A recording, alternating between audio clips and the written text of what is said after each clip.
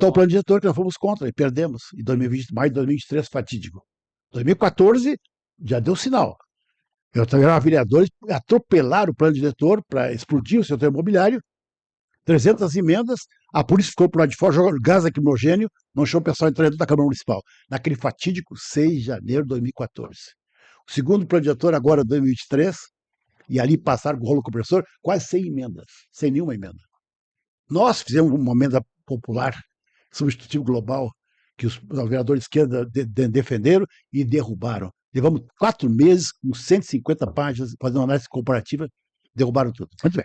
Para quem não sabe, o que é o plano diretor? Bom, o plano diretor é o seguinte, é uma peça dentro do planejamento urbano, que é mais amplo, é uma peça formal, legal, de um plano que você estabelece e que você planeja para onde a cidade deve crescer. Para cá tem que ir para cá, aqui não pode estar em cima de dunas, né? Porque aqui tem os ecossistemas, não pode, no morro é complicado você. Isso eu estou falando aqui em termos ideais. Volta aquela questão. A primeira questão, aquela se há planejamento ou não há. Isso é tudo desejo, tá? Na prática, tudo isso é uma contradição. Você parte não faz. Mas nós lutamos por uma utopia concreta, Ernest Bloch, que a utopia pode fazer agora, na luta, né? Mesmo que seja sonho, colocando no avanço da luta, junto com a população, na luta dela, não um trabalho intelectual meu dizendo o que tem que fazer. Volto de uma questão, de baixo para cima. Essa é a diferença. Bom, voltando, por isso que eu luto o processo participativo, dentro do sistema capitalista que tem limite. Muito bem, então, o plano é um recorte, é um plano formal que vai dizer os objetivos que tem que fazer para a cidade vai crescer para cá, para lá. Qual é o conceito que está dentro da Constituinte de 88, que foi central para nós, o artigo 182, 183, diz: a cidade tem que cumprir a sua função social. A propriedade da cidade. O que significa isso? Que o Bolsonaro lá, eles querem derrubar, aquele lá está no Congresso, lá, ele quer derrubar esse artigo, tá? O que isso significa? Que não pode conseguir, como Camboriú, a esmo, o privado não pode sobrepor sobre o público. Por quê? Quando tu constrói um edifício, tu vê, tem infraestrutura no entorno para suportar esse edifício que sobe? Tem edifícios que sobem, mas com pouca população, tá? Então, se eu defendo, tem uma densidade populacional junto com a altura dos edifícios, tá? Aí tem uma farsa aí. O Camboriú cresce com baixa população. Isso é o problema. E desvinculou o crescimento populacional, criar densos edifícios na cidade, para poder diminuir a infraestrutura, concordo. Isso dentro do sistema capitalista. Mas o sistema imobiliário está preocupado. Tem dinheiro pago os apartamentos, o resto fora. Então tem gente alta. Tanto é que em Balneário, boa parte dos apartamentos fora da temporada fica desocupado. Vazio. Na Beira-Mar Norte, tu vê que da noite está escura grande parte dela. São tudo de fora. Aquela especulação de pura, cara. É assim como na praia, o Airbnb e tal. Então, exatamente. Então, o que está acontecendo? Esse adensamento que nós defendemos como arquitetos tem que ser adensamento populacional junto com o edilício, o construtivo. Hoje, o construtivo sempre está desvinculado do populacional, certo? Então, agora perdi o raciocínio. Como é que era mesmo? Desculpa, eu vou dar novamente. O que eu tinha? Qual é que é a tua pergunta que eu perguntou? Agora eu já emendei tanta pergunta uma atrás da outra, mas a gente estava falando do porquê que Balneário era caro, depois você começou a explicar o plano diretor. Ah, tá, voltou ao plano diretor. Então, aí, voltando.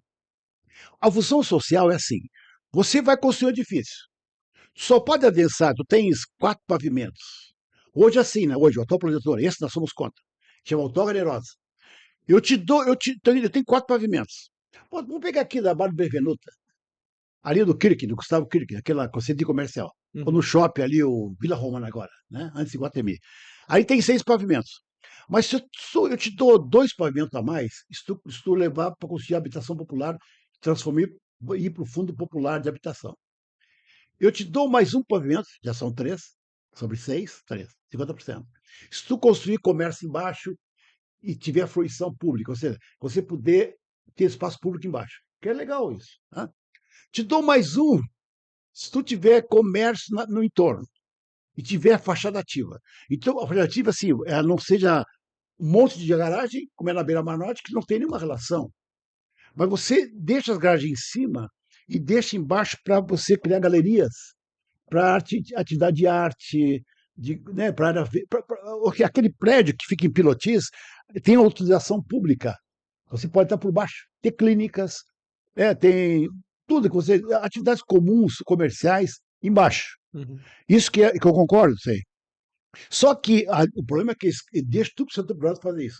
Setor público como se não tivesse força para fazer isso. Essa é a diferença que eu tenho com esse pessoal.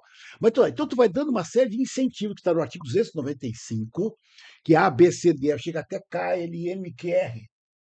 Todos são 15 ou mais incentivos para tu dar, para tu permitir vamos dizer, melhorias urbanas naquele empreendimento, né?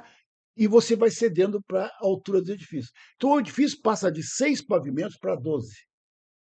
Passa para mais que 12. Né? E aí eu perguntei, a infraestrutura para aguentar isso? Aí está o problema. Foi essa nossa contra. Não pode crescer, vamos dizer, indiscriminadamente. Só pode crescer que tinha uma infraestrutura adequada, com esgoto, energia adequada, água, luz. Tá? Se o sistema viário, aí diz, não, mas tu pode fazer calha de 10 metros. Perfeito, pode fazer metros. Tem que ter calhas de ruas adequadas. Aí entra o problema. Mesmo que seja especulativo, vai ter um crescimento populacional. E onde é que tem escola para isso? A prefeitura não faz planejamento.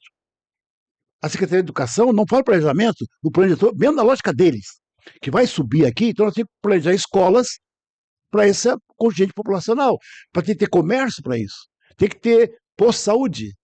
Não, isso aí fica a revelia do setor empresarial de construir com essas autogalenosas, mas a prefeitura não faz o planejamento disto. Então voltou ao início. Qual é a obrigação da prefeitura? Chama planejar. Se você vai liberar os edifícios aqui, então você tem que ir na frente, antes de liberar, tu prevê já que vai crescer a população, faz o planejamento, precisa aqui de um posto de saúde, vai ter que implantar mais 2 postos de saúde. Monte Cristo é uma vergonha. São 30 mil pessoas, tem 2 postos de saúde. Tá? Uma população, uma cidade, é uma cidade. Né? Mais que a média de toda Santa Catarina. Então, entendeu? Aqui eles inverteram a equação. Liberaram, deixaram para o empresário com outorgas fazer, vamos dizer, as melhorias daquele empreendimento, certo? Mas a parte geral ficou para compensação num fundo de desenvolvimento urbano ou fundo habitacional, cuja outorga, com esse dinheiro, a gente não tem transparência. Então, em tese, na lógica da implantação, esse fundo para o desenvolvimento urbano seria, observe, para compensar os impactos que tem aquele empreendimento, entendeu? Isso é na prática, não tem fiscalização disso. O Corpo de Fiscais hoje são 13 fiscais, que era muitos anos atrás e a população duplicou. Então, não sei se é muito bonito no papel, mas na prática, o setor privado que acaba avançando muito mais que a capacidade de suporte daquilo que foi liberado.